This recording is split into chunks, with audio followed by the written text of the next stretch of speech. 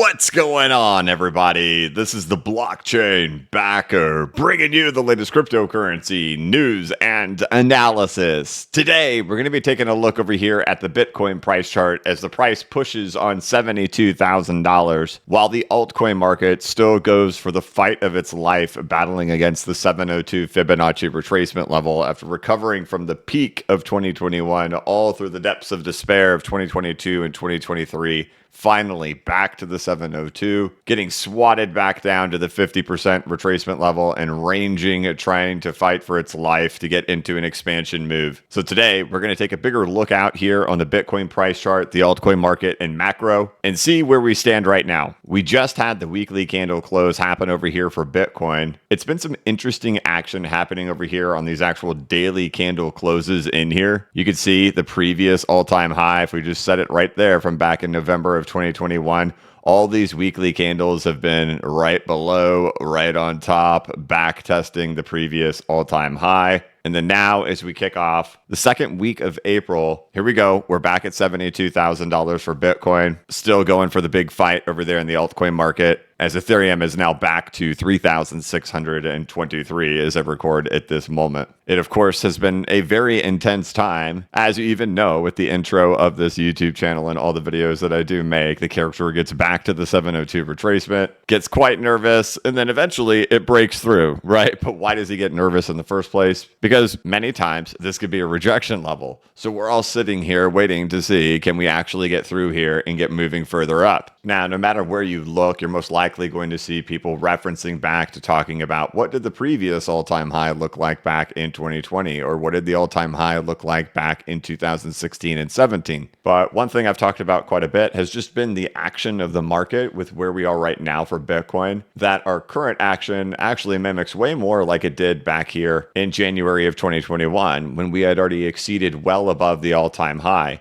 And we actually can see that really when we look over at the altcoin market. We can really see that when we look back to 2020 right here, when I have the altcoin market overlaid here with Bitcoin at the same time. And notice that by the time the altcoin market got back to its 702 retracement, went through the ultimate battle, Bitcoin had already broken all the way through. Right now, you look around at different altcoin communities, everybody's like, why hasn't mine taken off? Why hasn't mine done anything? And that's really true for essentially all of them in every community that is out there.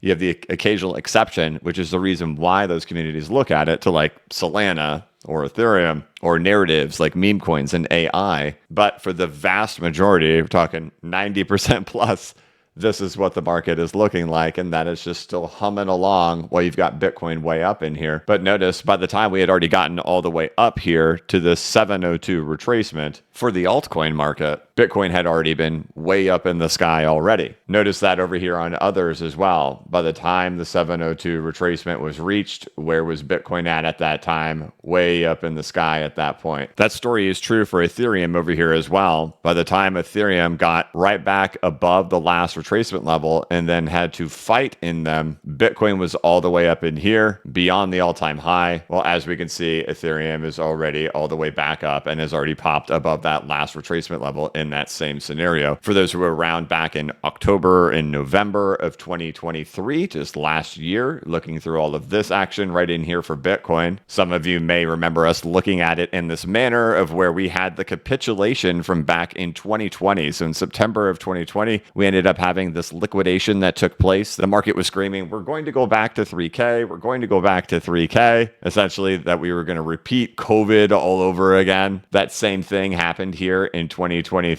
If you remember back in August, the big liquidation that came out of nowhere, a 5-minute liquidation of $1 billion. It was bigger than FTX collapse happening in 5 minutes for no narrative, no reason whatsoever. Market did the same thing. We're going to go to 12K. We're going to go to 12K. But of course, the market still ended up holding in there. But for those who were here in October and November and December of last year, as we looked at it like this many times, we referenced those 2 points against each other quite often. We have the liquidation from back in 2020. We have the liquidation here in the summer of 2023, just last year. Same things end up playing out. We work our way all the way up. What happens in 2020? We shoot all the way out. What happens here in 2023 and 2024? We shoot our way out. And essentially, what areas does that put us at? If you were to reference those 2 points and try to find similarities between the two is that where is it? Zoom out a little bit more. Down here, we'll zoom out a little bit more. And those particular points being beyond the extension,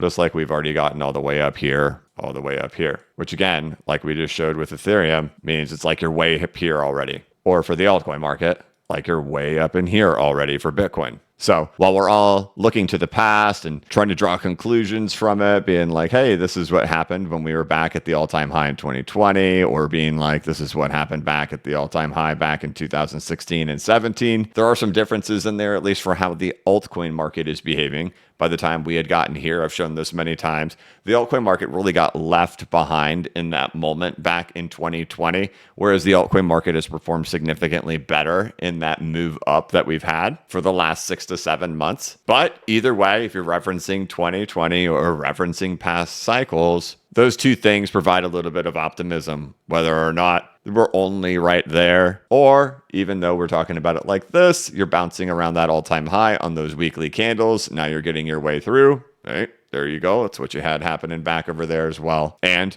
to not be fooled that this is really how the altcoin market behaved back in this time. I conducted a poll several months ago on how many people were here during 2018 through 2020 versus how many people came in at the top of 2021. And 2/3 of the people who are here in crypto right now came in up in these peaks here in 2021. So from a reference point of what it's like to go through all this stuff and to be in a moment like that, they don't really have a real reference point for that. For example, if I put Bitcoin right here and take us to January of 2021, right? This is about January 10th of 2021. Bitcoin soaring off into the all-time high. And this is what the chart looked like at that time. Well, this is the altcoin market at that time. It's way behind. But given enough time to let things play out for a little while, there's that big correction. Then comes the altcoin market roaring its head to go for the trip along with Bitcoin at the same time, and things eventually work themselves out.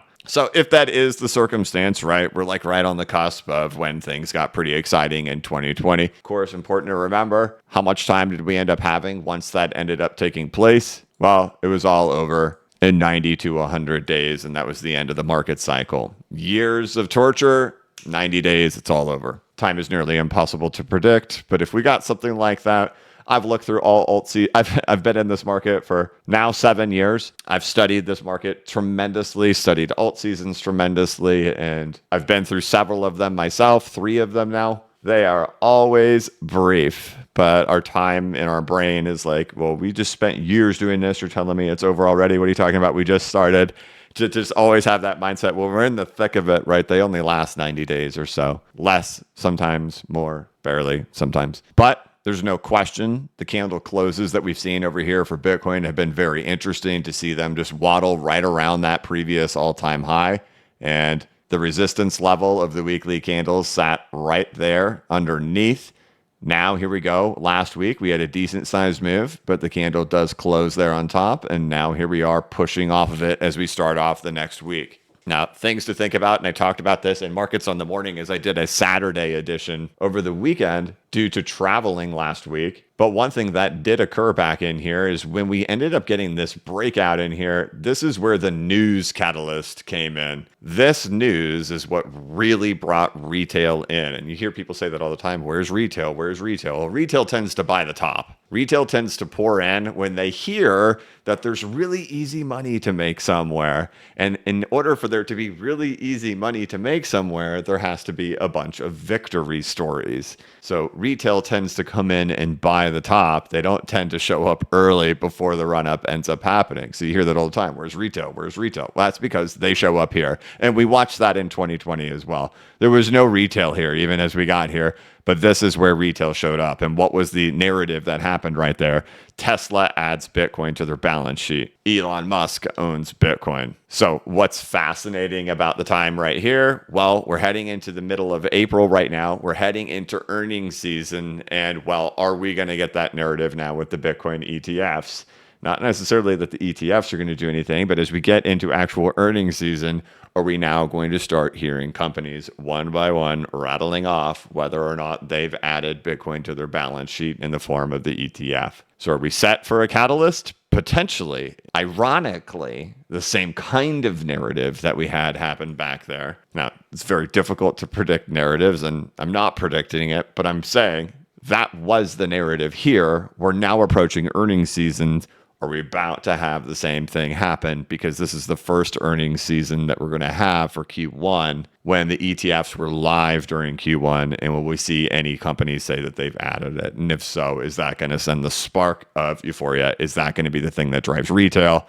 Is that going to create the 90 days of madness, right? I have to talk about macro, those things and how they concern me. One thing, of course, we've got the Dow Jones in the all-time high. It's always been the mandatory requirement for Bitcoin. Bitcoin unquestionably is tied to the stock market. You can even see that here with the NASDAQ overlaid on top of Bitcoin. Purple is Bitcoin, candlesticks is the NASDAQ. And we can see every move down in 2022 occurring with the NASDAQ. And then when the reversal off the lows happens, it happens with the NASDAQ. And that our entire rally here has been with the NASDAQ rallying as well. So long as the stock market can keep itself together, there's that hope. There's that macro setup that's okay there. The big thing I'm always harping on that keeps me concerned while the altcoin market is back at these retracement levels is what's happening with gold. This is typically not what we end up seeing when we have an expansion happen in Bitcoin and an expansion happen in the stock market.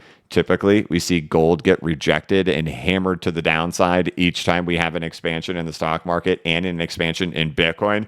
This would be the first time ever if Bitcoin goes off into a bull run and goes off into expansion, that it would have happened with gold at the same time. It's never happened. There's always this inverse relationship that happens between the two when it comes to actual expansions. Either one goes into a bull or the other one does, not both at the same time. So in order for that to be true for Bitcoin, we're going to have to see something happen differently than we've ever seen happen before. That, of course, is a fancy way of saying this time would have to be different. And that's always a little concerning to say, unsettling. But as of yet, Bitcoin has refused to give up. And the altcoin market still in the fight for its life. And in the coming month, hopefully that's true. Hopefully our price action mimics that of just being more of like we're in a wave 4 correction, which is what we were in right here, right? 1, 2, 3, 4, 5. That we're in 1, 2, 3, 4, and that there's still another big leg to go in here. And if so, it would all make sense perfectly for the altcoin market to be where it's at right now, and then the true excitement of the altcoin market to arrive in that moment. So in this video, I really wanted to paint, one, it's been very interesting for Bitcoin to still be able to hold here. There's no real crazy negative signs that have emerged here for Bitcoin yet. Two, the altcoin market is really right where it should be. But where it is at right now is more symbolic of Bitcoin actually being much higher than what we have when it's back at the all-time high. That also goes for Ethereum as well, being where it's at right now in relation to the price of Bitcoin to be this high already. It's as if Bitcoin has already surged much higher. And three, you still have that positive setting right there with the stock market in the all-time high, which has always been a mandatory requirement for the altcoin market. Hate it or love it, attach whatever fantasy narrative that you want, whether it's block reward halvings, 4-year cycles, whatnot. It's always this guy. And again, it proves it once again that Bitcoin goes into an all-time high like less than 80 days after the Dow Jones does, when we're even before the block reward halving. But so long as this thing is still holding itself up, nothing to run and cry to mom about yet.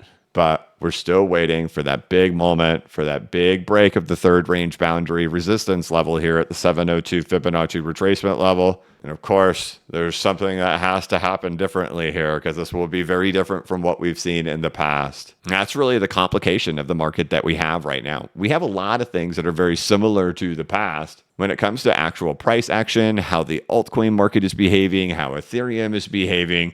But all those similarities point us to a higher price for Bitcoin of where we were at that time. And then with the altcoin market being right where it's at this time, it's very similar to that time too. But we have some differences at the same time. And it's important to acknowledge that, hey, we had these exact consistent things happening in 2013, 2017, and 2021 that all really just kind of made them identical. You guys know it. We've talked a lot about the stock market, the Dow Jones Industrial Average. and then talking about the RTY or the Russell 2000, how those things typically expand together, right? And that those things are different. In every bull run for Bitcoin, you see the Russell 2000 escaping at the same time as the Dow Jones Industrial Average. And so that's different. Gold's different. The Fed is different. Various factors are very different. And then, well, it's even different to see the altcoin market be as high as it is when Bitcoin's just at the all-time high. Like Ethereum, typically we don't see it that high, right? An equivalent price area for Ethereum to be at right now. So right now, Ethereum's at $3,621 with Bitcoin here back at its all-time high. We can go back to 2020 and look at that, right? So when Bitcoin gets back to its all-time high, where is Ethereum? It's right here at this 382 retracement level. The 382 is way down here. That's like being at $2,400 for Ethereum. Instead, we're up here fighting in the $4,000. It's as if we're much further along in this. So there are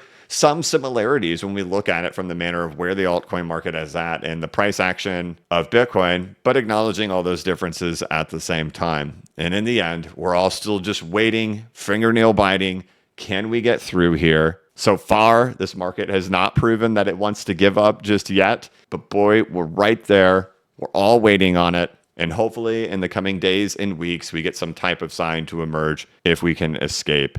And things I'll be looking out for from a narrative perspective is what is it going to be like when those earnings come out later this month?